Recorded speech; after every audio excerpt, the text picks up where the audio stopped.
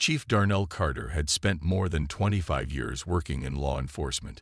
He started as a young officer, determined to make a difference, and worked his way up with honesty, hard work, and respect for the community. His leadership skills and dedication to fairness earned him a strong reputation. When the mayor announced him as the new chief of police, many officers and community members celebrated the decision. It was a historic moment. He was the first black police chief in the city's history. From the moment he stepped into his new office, Chief Carter knew he had a big task ahead. The department had its share of problems, like outdated policies, complaints about unfair treatment, and officers who resisted change. But Carter believed in leading by example. He wanted to build trust between officers and the people they served.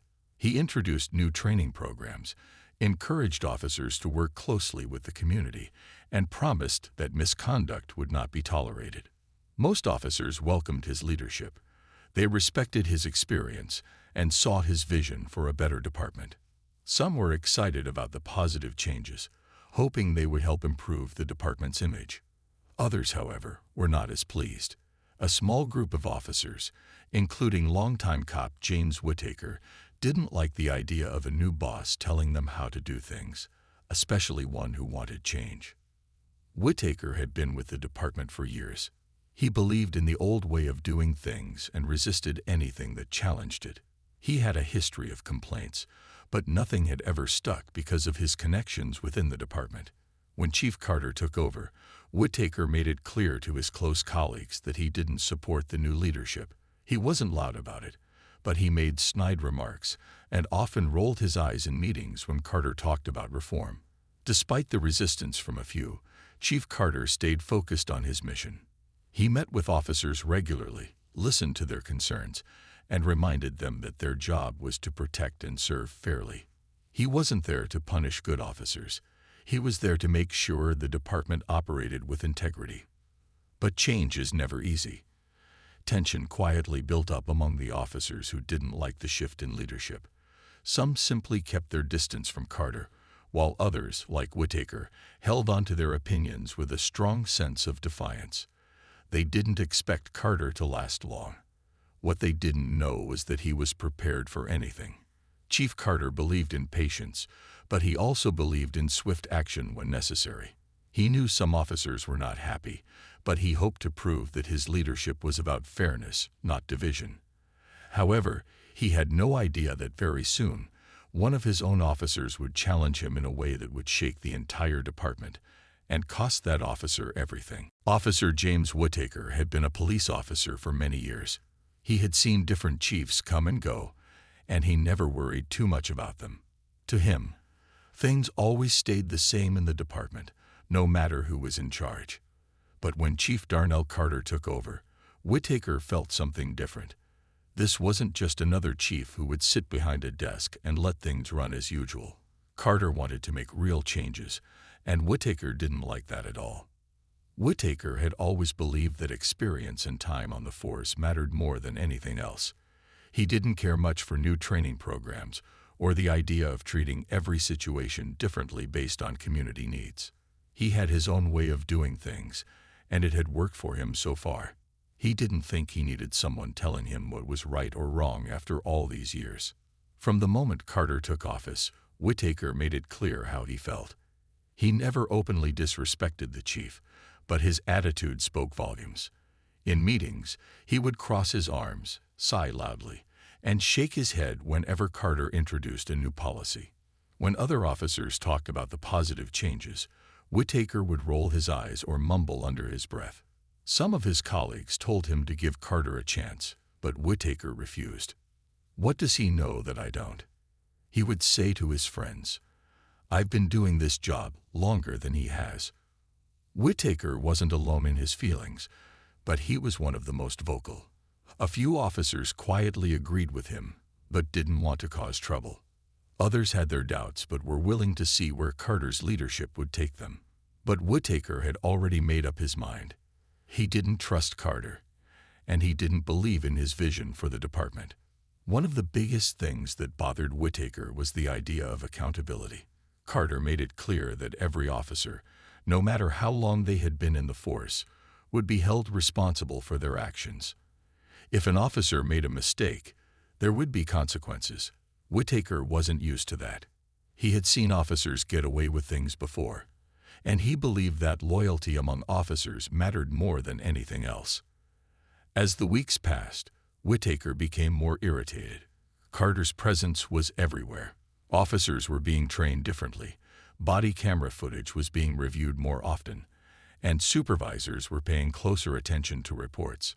It felt like Carter was watching everything, and Whitaker hated that feeling. He believed the job was becoming too strict, too controlled. Whitaker's frustration grew each day. He started to complain more, and his anger became harder to hide. Some officers warned him to be careful, but he just laughed it off. "He won't last," Whitaker told them. "I've seen chiefs come and go. He'll be gone soon enough." But what Whitaker didn't realize was that his own actions would soon put him in the middle of a situation that would change his life forever. It was a quiet evening, and Chief Darnell Carter was driving home after a long day at work. He wasn't in his usual police uniform. Instead, he was wearing casual clothes with his badge clipped to his belt and his service weapon holstered at his side. He liked to keep a low profile when he was off duty, but he was always ready in case something happened. As he drove through the city, he decided to stop at a gas station to fill up his car. It was a routine stop, nothing out of the ordinary. He pulled into the station, got out, and started pumping gas. The night air was cool, and everything seemed peaceful. He had no idea that within moments, everything was about to change.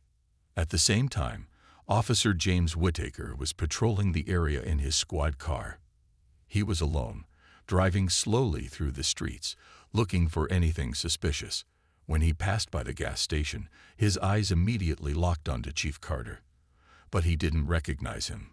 To Whitaker, Carter was just another man standing by a car, dressed in plain clothes. Without thinking twice, Whitaker felt something was off. His instincts told him that the man looked suspicious. He didn't have any reason to believe that, but in his mind, something just didn't seem right. Instead of observing for a moment or checking the license plate, he made a quick decision. He had to take control of the situation.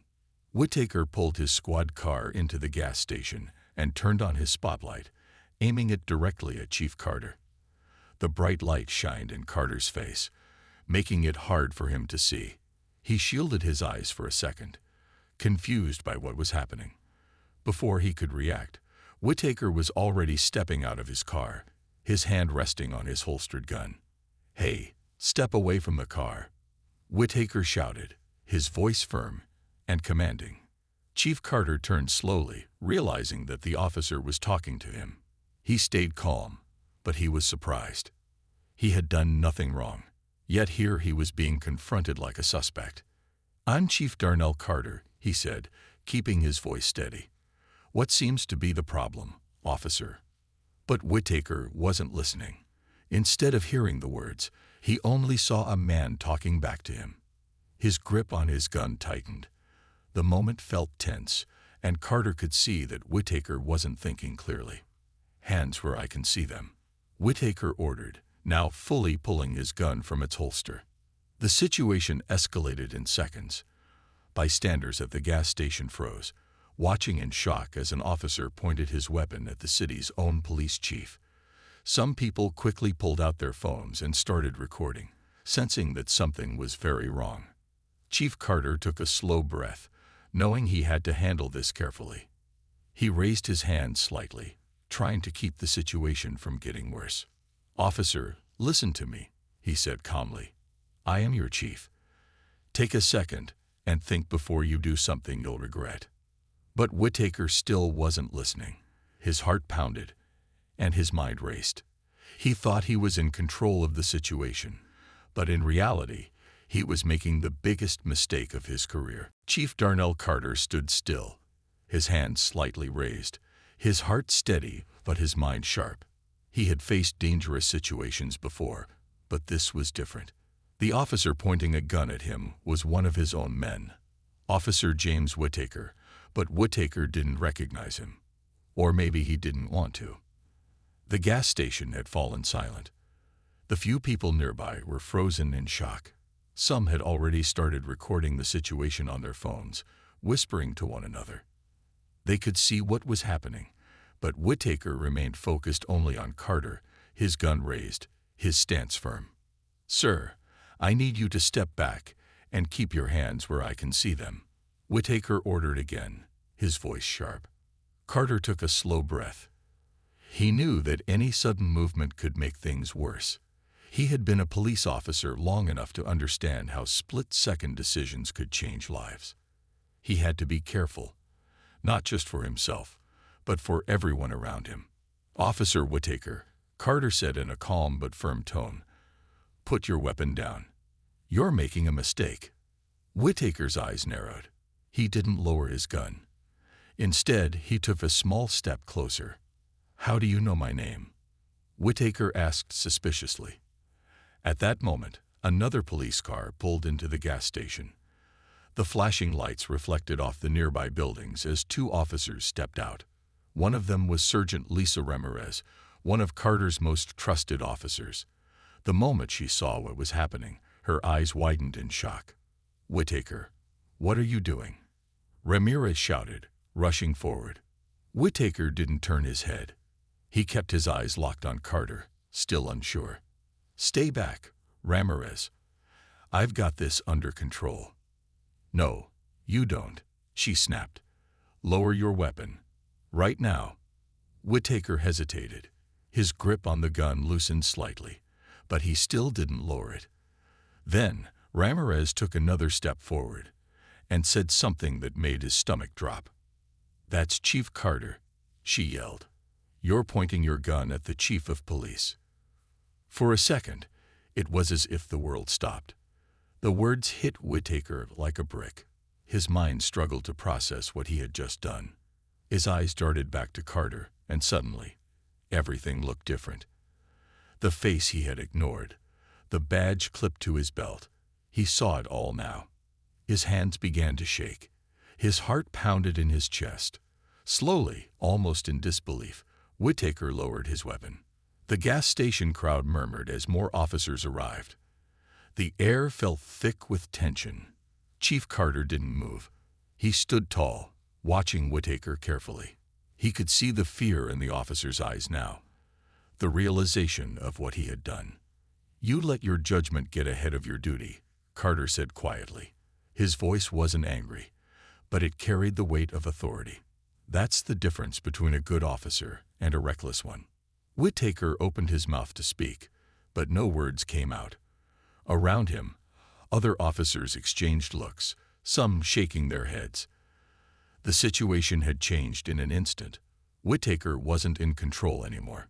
The damage had already been done, and soon the consequences would follow. Officer James Whittaker felt his whole world crashing down around him.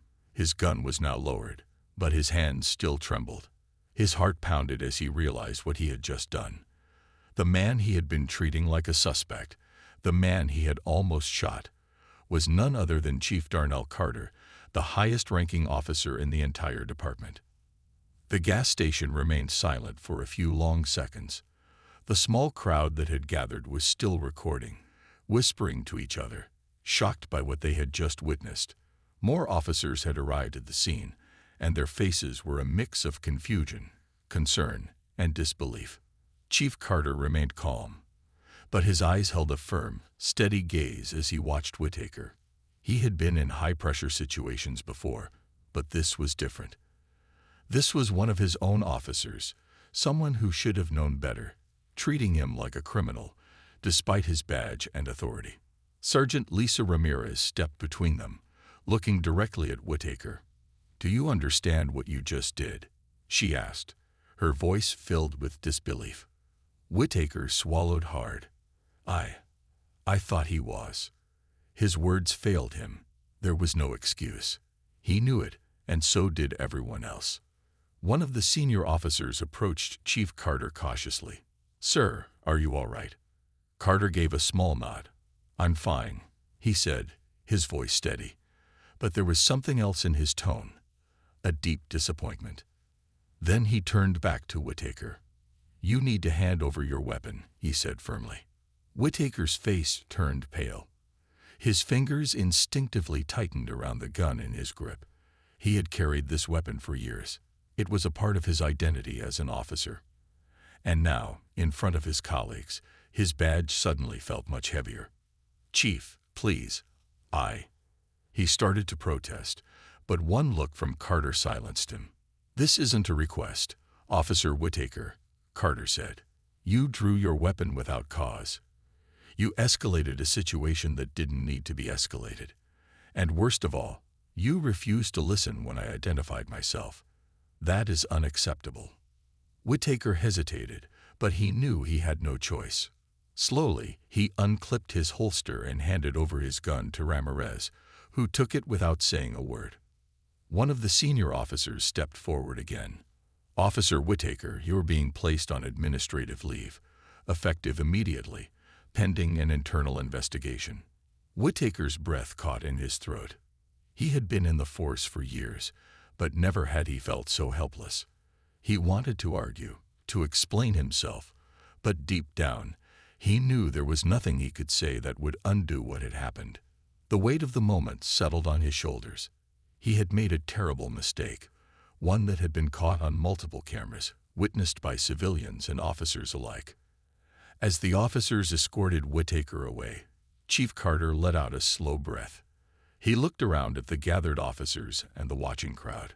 Then, without another word, he walked to his car and drove off, leaving behind an officer who had just sealed his own fate. The next morning, the entire police department was buzzing with talk about what had happened at the gas station. Officer James Whitaker pointing a gun at Chief Darnell Carter had become the biggest news in the city. The video, recorded by bystanders, had already spread online. People were shocked, angry, and demanding answers.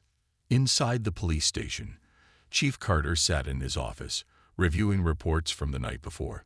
He had barely slept, but his mind was clear. This wasn't just about one officer's mistake. It was about the entire culture of the department. If something like this could happen to him, the chief of police, what did it say about how some officers treated everyday citizens? A knock at the door pulled him from his thoughts.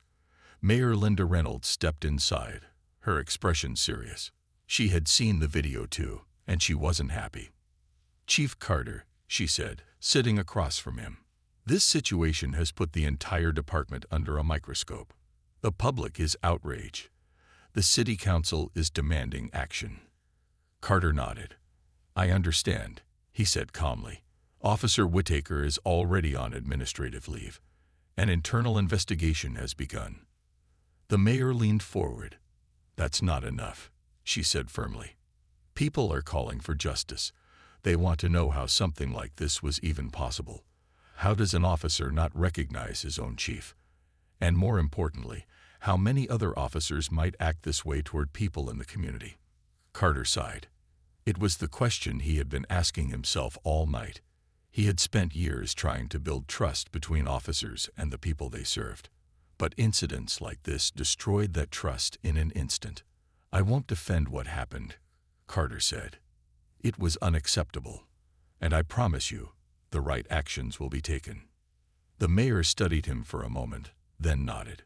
"Make sure you do, Chief, because if we don't clean this up, the whole city will demand it for us." As she left, Carter sat back in his chair, deep in thought. He had always known that change wouldn't come easy. There were still officers who resisted his leadership, who didn't like his push for accountability and fairness. But last night proved that there was no room for hesitation. Meanwhile, Whitaker sat alone in his home, staring at the news reports. His face was everywhere, and the headlines were brutal. He had never imagined his career would fall apart this fast.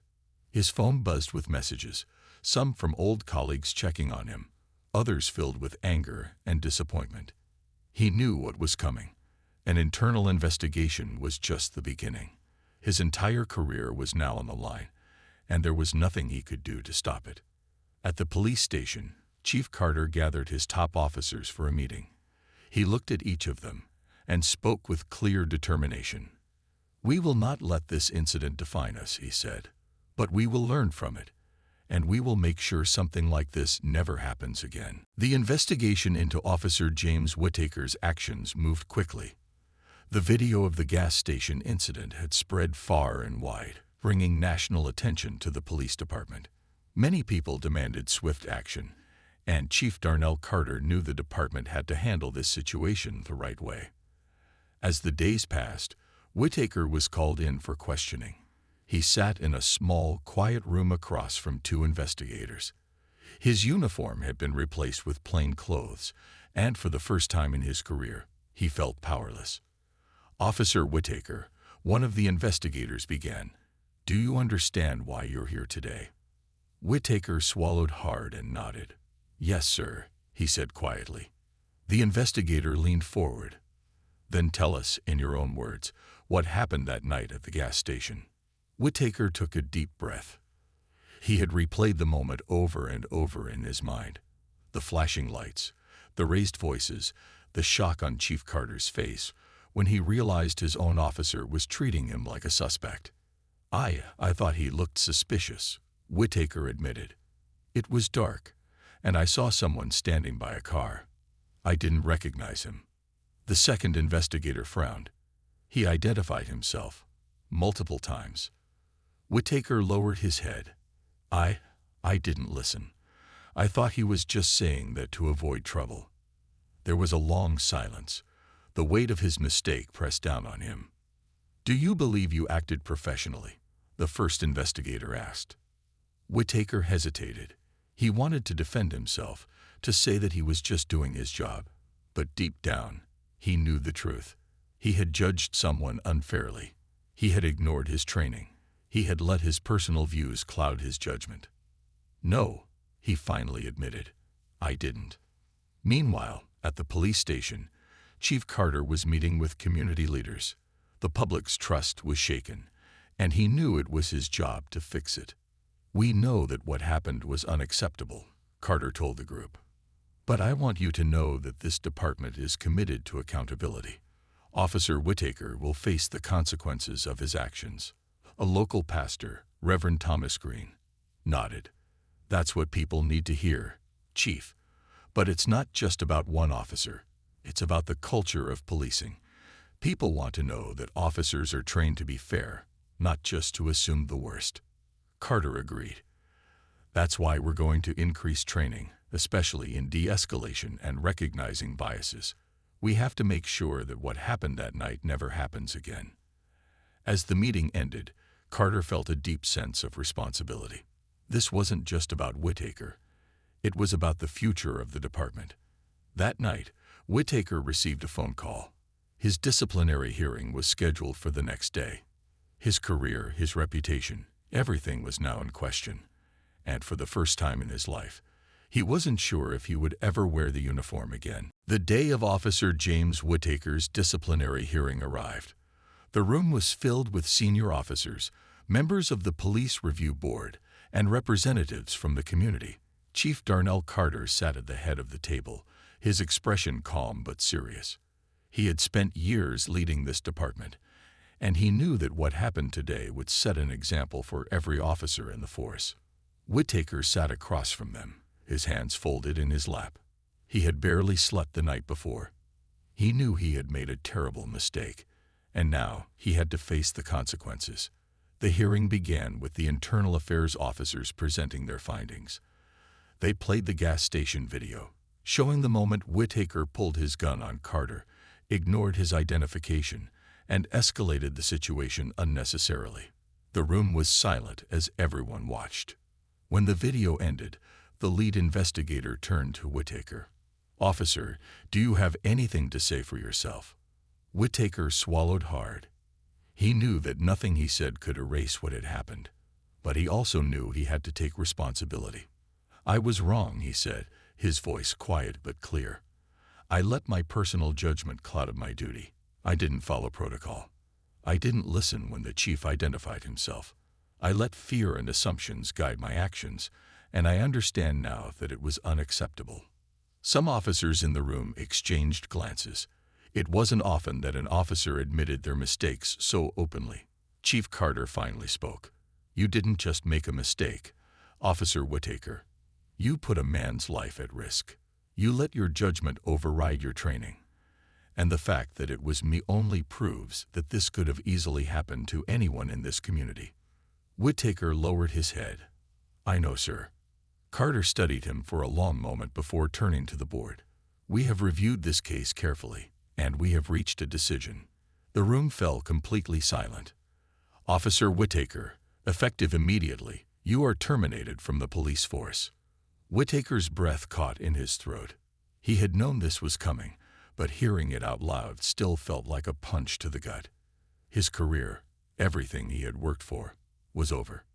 "You will not be allowed to serve as an officer in this department again," Carter continued. "We have also recommended that your police certification be revoked so that you cannot serve elsewhere." Whitaker nodded slowly. He had no argument left to make. The meeting ended, and Whitaker walked out of the station for the last time. He had lost his badge, his career, and the respect of his fellow officers. But most of all, he had lost the trust of the people he was supposed to protect. Chief Carter watched him go, then turned back to his officers. "Let this be a lesson to all of us," he said. "We wear this badge to serve and protect. And if anyone forgets that, they will face the consequences." And with that, the department moved forward, determined to be better, to rebuild trust, and to make sure that no officer ever made the same mistake again.